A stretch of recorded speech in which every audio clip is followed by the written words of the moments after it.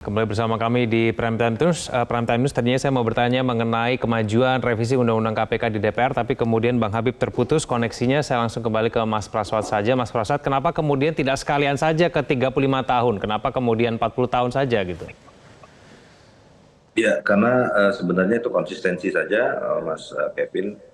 Kita konsisten untuk kembali ke Undang-Undang 30 tahun 2002. Ya, saat itu kan memang sejak tahun 2019 bahkan kita mempertahankan undang-undang yang lama dan menolak perubahan revisi undang-undang baru.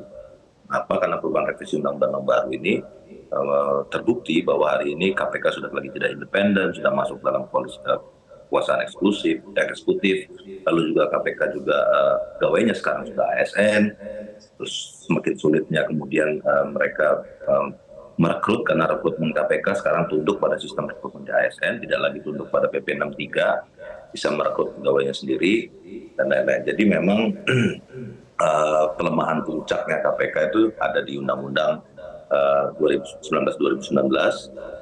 dan ini juga yang harus kita ingat juga, dan dimasukkannya orang-orang tidak berintegritas sebagai pimpinan KPK.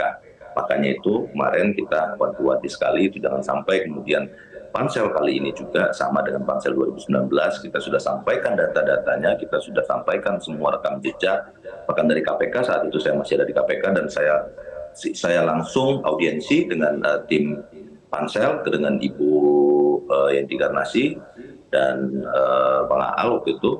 Kita langsung sampaikan data-data alat bukti dan lain-lain terkait dengan Firly Bahuri contohnya waktu itu, dan tetap saja Firly Bahuri akhirnya dipilih dan terbukti 5 tahun kemudian, 4 tahun something kemudian itu benar bahwa memang orang yang sudah kami sampaikan jejak rekamnya tersebut terbukti buruk pada saat menjabat deputi penindakan dan dikeluarkan mosi tidak percaya, lalu kemudian masuk ke dalam sidang kode etik dan kemudian diberhentikan.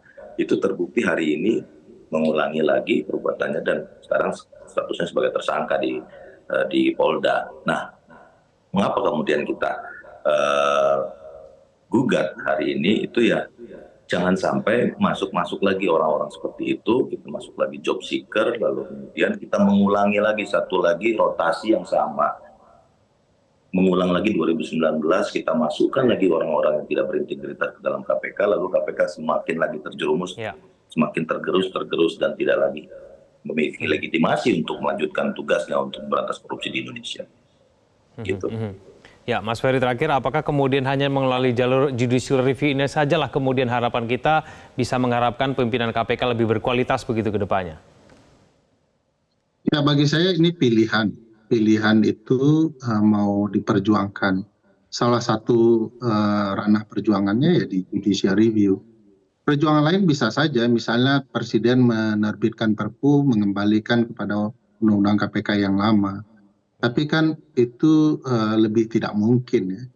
Dan kalau dibahas di revisi Undang-Undang KPK, DPR saja akan demisioner, sudah masuk fase demisioner dan akan berganti dengan DPR yang baru. Jadi ini pilihan alternatif yang paling masuk akal melakukan judicial review. Hanya saja Mahkamah Konstitusi sebagai peradilan menurut saya sedang terjebak dengan berbagai putusan mereka yang lalu.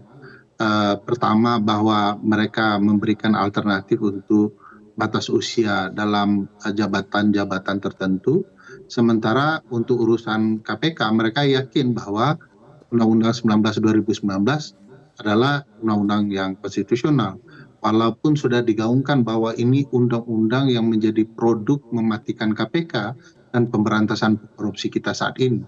Bayangkan IPK kita anjlok ya karena undang-undang ini menghasilkan pimpinan-pimpinan KPK yang bermasalah, konsep dewas yang juga bermasalah.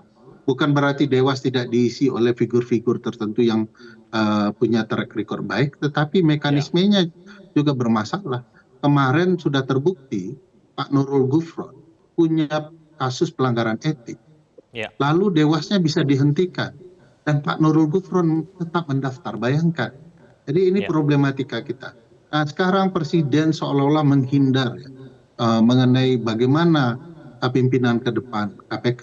Padahal proses seleksi di bawah naungan Presiden dan pansel-pansel itu Itulah yang menghasilkan Lili Pintauli, Firly Bahuri, Nurul Gufron, Alexander Marwata yang bermasalah, dan Pak Pamonango yang menyerah angkat tangan dengan KPK saat ini karena terlalu banyak runyam konfliknya. Jadi sebenarnya ini sudah bukti menunjukkan bahwa pola kinerja KPK saat ini harus dirombak dan dikembalikan kepada KPK dulu, di mana KPK dicintai oleh publik.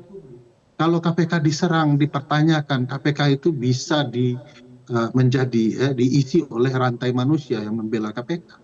Anda bayangkan itu, mana ada institusi negara dibela oleh rakyatnya, rakyatnya hanya menjadi rantai manusia agar KPK-nya tidak dirusak. Nah sekarang lihatlah KPK-nya, begitu rusak KPK-nya, publik tidak peduli, pendaftar berkurang begitu ya. Jadi bagi saya ini kesempatan emas bagi kita ya.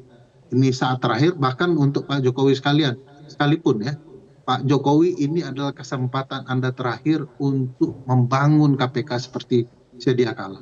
Andalah yang merusak IPK kita, Andalah yang merusak KPK, Andalah yang membuat pemberantasan korupsi jadi buruk. Satu langkah penting Anda mengeluarkan Perpu mengembalikan KPK seperti sedia kala, mungkin akan menyelamatkan Anda dari dosa-dosa menghancurkan KPK, terutama merusak pemberantasan korupsi.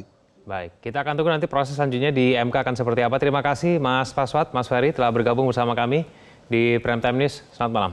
Jelajahi cara baru mendapatkan informasi. Download Metro TV Extend sekarang.